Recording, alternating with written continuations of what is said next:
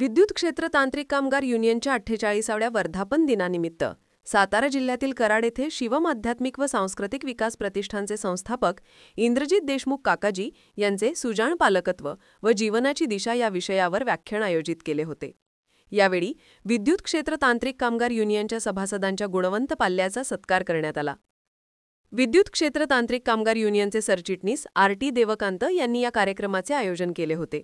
यावेळी केंद्रीय अध्यक्ष रवी बारई, अधीक्षक अभियंता सातारा बाळासाहेब हाडनूर, अधीक्षक अभियंता कराड पारेषण प्रांजल कांबळे, केंद्रीय उपाध्यक्ष बाळासाहेब गायकवाड, केंद्रीय उपाध्यक्ष संतोष घाडगे, कार्यकारी अभियंता कराड बाळासाहेब मोहिते, सहाय्यक महाव्यवस्थापक कराड तेजस पाटील यांच्यासह बाबासाहेब शिंदे, सूर्यकांत मिरजे, दत्तात्रय माहुरकर, विनायक साळुंखे, सुनील काळे, माणिक बेळकुंगे, हेमंत कुंभार, जैनुद्दीन आतार, भरत लोखंडे, सुनील गडकरी, राम चव्हाण, रमेश देसाई, व्ही.एच. पाटील, शहाजी पवार, कृष्णचंद्र काळोखे, प्राजक्ता पवार, सारंग सुतार यांच्यासह विद्युत क्षेत्र तांत्रिक कामगार युनियनचे सभासद व त्यांचे कुटुंबीय मोठ्या संख्येने उपस्थित होते।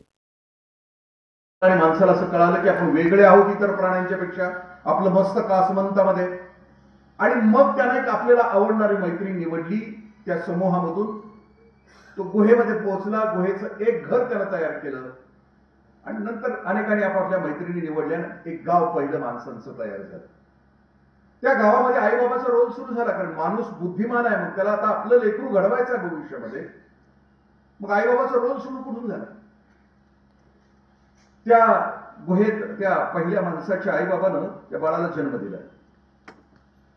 जन्म दिल्यानंतर 2, 3, 4 वर्षानंतर आई एक दिवशी बाहेर आली त्या गुहेच्या। सूर्य कासरावर वर आलेला होता आणि आईच्या लक्षात आलं की सूर्य उगवला। अवघ्या सृष्टीला चैतन्य प्राप्त झाले, सळसळते सृष्टी, ताजी तवानी झाली सूर्याच्या आगमनानं। पण माझं बाळ अजून झोपलंय म्हणून त्या आईला खूप वाईट वाटलं। ती आई गुहेमध्ये आली आणि आपल्या बाळाला तिने उठवलं। पूर्वीच्या आया आपल्या बाळाला उठवत असताना खूप छान उठवायच्या, रामा रघुनंदना उठ रे बाळा असं म्हणायच्या।